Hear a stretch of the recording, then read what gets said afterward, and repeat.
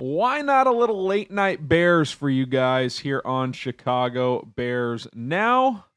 My name is Harrison Graham. More roster cuts to announce. Plus, has one player hinted that he has already made the 53-man roster? We'll break it all down, but listen, it's almost 11 o'clock Central. Thought about going to bed. I said, you know what? I've been told of a few more cuts. Want to break these down. Promise the people that I would bring them the news when I am informed. So hit that subscribe button. Turn on the notifications. We are on the road to 128,000 subscribers. Share this channel with a friend, and let's get this thing rolling. All right. 4 more cuts, which brings us to 11 in total. I will rehash the other ones here in a minute. Thanks to everybody who watched our video this earlier today. A lot of reaction to that, so appreciate it. You can check that out after this one as well. But Xavier Carlton, the defensive lineman, the rookie UDFA out of Cal. Jeremiah Walker, the corner UDFA corner out of Stephen F. Austin. Tight end Thomas Gordon out of Northwestern. Remember, he signed early on in camp. And then linebacker Swayze Bozeman are the latest cuts. Guys, I think we all talked about on earlier's episode that hadn't been announced / told to me, but all pretty obvious ones, right? I mean, guys who were playing late in these preseason games, if at all, kind of training camp bodies, if you will. And look, this is obviously a tough time for everybody, but a lot of these guys know that they're probably not going to make this team. Now, could any of these guys be on the practice squad? Carlton is still intriguing to me, even though he didn't show a ton. He is kind of a position flex guy. He can play inside. He can play some edge. So we'll see if he sticks around on the practice squad. Depending on what happens to Joel Wilson and Steven Carlson, could Thomas Gordon stick around? Maybe. If not, he's local, so they could always add him if needed. Jeremiah Walker, I was intrigued by, but in these games didn't do that well. So we'll see. They are thin at corner, so maybe he sticks around on the practice squad. Maybe Swayze Bozeman, but I do wonder if this early cut is more of a signal of a guy like Carls Jones, Power Eccles, that they, even if they don't make the 53, are more in line to make the practice squad. Now, I do want to mention that the Bears themselves have announced the following cuts so far. Swayze Bozeman, Chris Glaser, who we broke earlier. We reported that one before the Bears announced it. Thomas Gordon, who we just mentioned. Mark Perry, we announced that one earlier as well. Samori Toure, Schefter had that one earlier today. And then Jeremiah Walker, which we just talked about also. They also officially put Terell Smith on IR. Season-ending IR. So Shaun Wade, Terell Smith, and Deion Hankins, the UDFA running back, are all on IR. Total cuts up to this point, I think my math is correct here. I think the Bears roster is down to 78 players because of 11 cuts and then with the IR designations. Here's our full list. Now, the Bears have not announced some of these. They have not announced Royce Freeman. We have been told he has been cut. They have not announced Kaleb Hayes. We have been told that he has been cut. Mekhi Garner and Millard Bradford as well. 2 more that I've been told by a source that either have been cut or are going to be cut. And then I think that's it. I think we've got the rest of the guys. Just to rehash it all out before we talk about another player who's on the roster bubble. Samori Toure, Royce Freeman, Chris Glaser, Kaleb Hayes, Mark Perry. That's 5. Mekhi Garner, Millard Bradford, Xavier Carlton, Jeremiah Walker, Swayze Bozeman. That's 10. Thomas Gordon is 11. And then players who have been placed on season-ending IR since the start of training camp till now. Corners, Terell Smith and Shaun Wade. And then running back, Deion Hankins.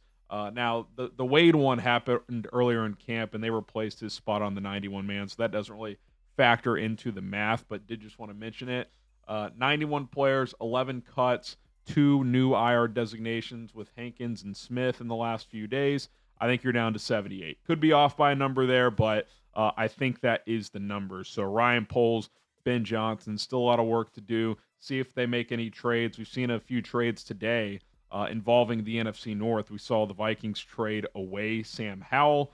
They signed Carson Wentz to back up J.J. McCarthy. Sounds like UDFA quarterback Max Brosmer out of Minnesota going to make that team. I was high on him coming out of the draft as a sleeper, so Looks like he's going to make it. Our old pal Brett Rippon got released as well. And then the Packers traded for Darian Kennard, the offensive lineman from Philadelphia, because the Eagles flipped Fred Johnson back from Jacksonville. So some minor movement today. A couple other trades that went down too. Derek Nottie back to the Chiefs from the Jets.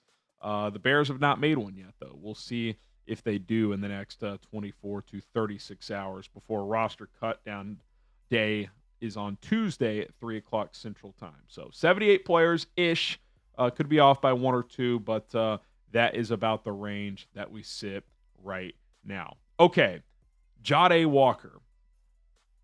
He sent out an interesting tweet a few hours ago. I'm not sure exactly what time it was. I could look it up here in a second, but doesn't really matter. It was, around dinner time.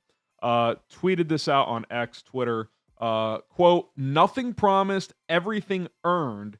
Hashtag, they ain't invite me. Now, I read this one of two ways. The way I've read it, and this is, again, if this means anything at all, sometimes players tweet stuff and we think it means something, and it doesn't, in terms of, status with the team, so on and so forth.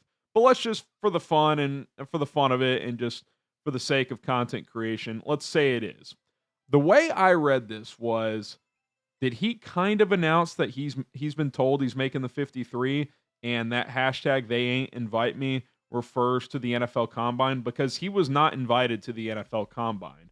I don't believe, at least. I'd have to go back and double check, but I'm pretty sure he was not invited to the Combine. He was undrafted out of Texas A&M, did test well at his pro day, just under 6'3", ran a 4.43 in the 40-yard dash. I think he weighed in at 199, so basically 6'3", 200 with that 40 time. And listen, he's had a good camp, and he's had two really good preseason games. The game against Miami where he caught that beautiful moonball fade from Case Keenum, and then the game winner from Tyson Bagent against the Chiefs, and had two more really good catches on that final drive as well, including one of the most acrobatic toe-tapping catches, honestly, that I've ever seen on that first catch on that final drive. A really athletic play. And we didn't mention this on the post-game show. I didn't even realize this. Hand up accountability on me. I didn't even notice. He made the game-winning tackle on special teams after catching that touchdown. And I think that's why he's got a real shot to make the team. Whether this is a signal that he's made it or not, I think he's got a shot because he can play on special teams. He almost blocked a punt in the second game. Very close. He can be a gunner. He's a willing tackler. He's a team guy. He won an award. I forget what it's called at Texas A&M, but basically it's like the best teammate award. Like that's basically what it is. We know Ryan Poles values character. That's something he's preached about since running this team as the general manager. And listen, he provides something that the Bears don't really have behind Rome Odunze, a big body receiver with speed. We thought maybe Miles Boykin would be that guy, but I think Jahdae Walker's earned it over him. And if all things are equal, give me the young ascending player, not the, mid-late 20s beat-up body who's been injured a lot guy who didn't play as well in camp. Early on in camp, Boykin did some stuff, but then he got nicked up again, and Jahdae Walker's just put his head down and made some plays as a receiver. He's got 2 touchdowns, almost 3. He's made several contested catches in tight coverages, and he's good on special teams. So I think especially if they keep 6 receivers with the big 4, we know who those are, DJ Rome, Ozzie, and Luther Burden. I think Devin Duvernay is going to be that 5th guy with his return ability. We'll see. Maurice Alexander's lurking. I wouldn't rule that out. I think one of those 2 will make it to be that returner. And I think Jahdae Walker would be that 6th guy if they keep 6. I'll have my final roster projection out either tomorrow morning or afternoon. So we'll see if I project him on the 53. As of now, though, I think I will. Not even just because of this tweet, but I just think that he's been trending. Ryan Poles has mentioned him, and I just think if they keep 6, he has earned it. If they keep 5 and they want to go with they need to go with a returner, totally understandable. Because realistically, Walker's not going to play on offense unless there's an injury or 2, at least not as a rookie. But, he can be a backup to Rome, and he can play on special teams, so there's value in that. So we'll see what happens there. You guys let me know in the comments, do you want Jahdae Walker? Should he make the 53-man roster? Type Y for yes, or you can type in for no. Give us your thoughts on that. Don't forget to subscribe on the way out. unless something breaks before I fall asleep tonight, we will see you guys tomorrow in studio. So subscribe and bear down.